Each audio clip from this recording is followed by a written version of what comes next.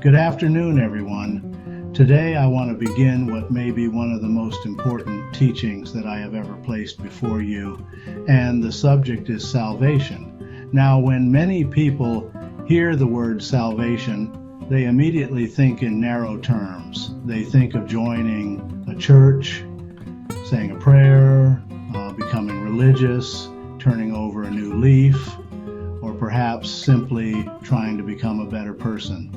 But salvation in the biblical sense is far deeper, far greater, and far more urgent than that. The real issue is not merely that man does bad things. The real issue is that man, apart from God, is spiritually dead. The Bible says in Romans chapter 5, verse 12, that by one man sin entered into the world, and death by sin, and so death passed upon all men, for that all have sinned. That verse is a doorway into a very serious truth. Sin entered, death followed, and death spread. This means that the human problem is not just conduct, it is not just environment. It is not merely bad habits, poor choices, or negative thinking. The real problem of man is sin, and the result of sin is death. Now, when we speak of death here, we are not only talking about the grave, we are talking first about separation from God. Spiritual death means that the spirit of man is cut off from the life of God. Man may still function mentally. He may still feel emotion. He may still build businesses, preach sermons, sing songs, raise families, and even become religious. But if he is not born again, he is still dead toward God. That is why religion by itself cannot save. Morality by itself cannot save. Education by itself cannot save. Reform by itself cannot save. Why? Because death cannot be educated out of a man. Death cannot be polished away. Death cannot be improved. A corpse does not need instruction. A corpse needs life. And spiritually speaking, that is the condition of man apart from Christ. Ephesians chapter 2 says that we were dead in trespasses and sins. Notice that. Not wounded, not merely sick, not merely confused, dead. That is why salvation must be understood as rescue. It is rescue out of death. It is rescue out of separation. It is rescue out of condemnation. It is rescue out of bondage. It is rescue out of the dominion of sin. This is where many teachings become too shallow. They speak to behavior before they speak to nature. They speak to conduct before they speak to condition. But until the condition is dealt with, the conduct will never be fully dealt with. A man may try to stop doing wrong. He may try to discipline himself. He may try to manage his appetites. He may try to become more noble, more moral, more religious, and more disciplined. But if the root problem remains untouched, then the outward life can only go so far. The issue is not that man simply needs better rules. The issue is that man needs a new life, and this is why the gospel is so powerful. The gospel does not come merely to advise man. It comes to rescue man. It comes to do for man what man cannot do for himself. Watchman Nee makes a strong point here, and I believe it is right. Man does not merely need reform because death is irreparable. That is a powerful thought. Death is irreparable. If man is spiritually dead, then the answer cannot be self-improvement. The answer must be divine impartation. God must give life. Now consider this carefully.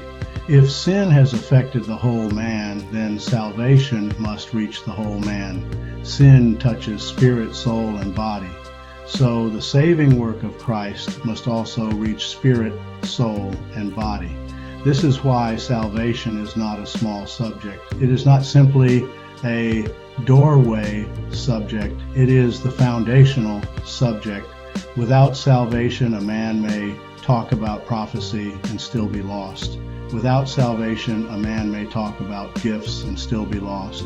Without salvation, a man may talk about dreams, deliverance, ministry, healing, warfare, the millennial reign, and deep scriptural mysteries, and still be spiritually dead. Salvation is first. Salvation is essential. Salvation is the dividing line between life and death. Now, let us make this even plainer. The Bible says the wages of sin is death. That means sin earns something, it produces something, it pays something, and what it pays is death. And that death is not only eventual physical death, it is present spiritual separation from God.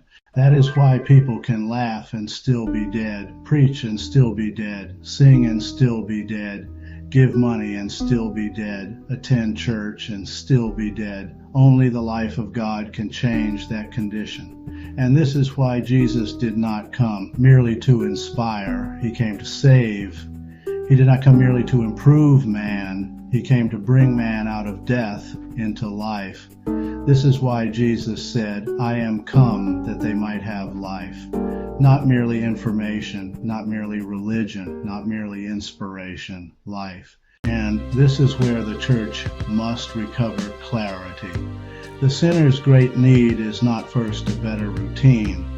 The sinner's great need is not first a stronger personality. The sinner's great need is not first emotional healing, though healing is important. The sinner's great need is not first deliverance from circumstances. The sinner's great need is salvation, and salvation begins with recognizing the truth. I am not merely flawed. I am not merely struggling. I am not merely imperfect. Apart from Christ, I am separated from the life of God and in need of rescue. Now that may sound severe, but it is actually hopeful. Because once the diagnosis is right, the remedy becomes precious.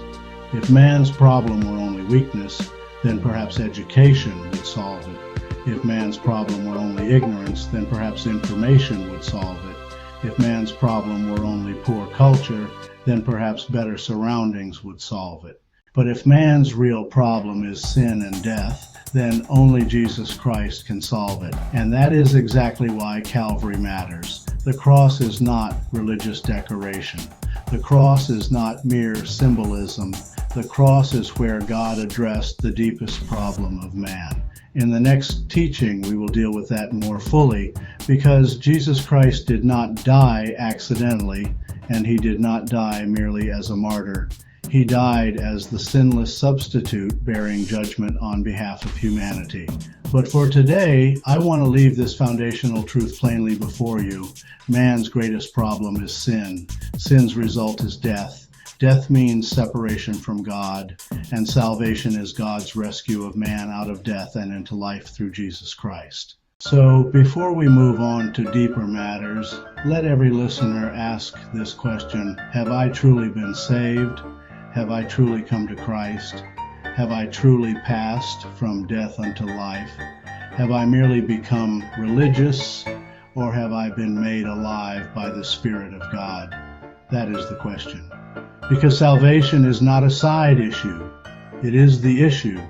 And in this hour, across every channel, every ministry, every teaching, and every conversation, we must keep this truth before the people.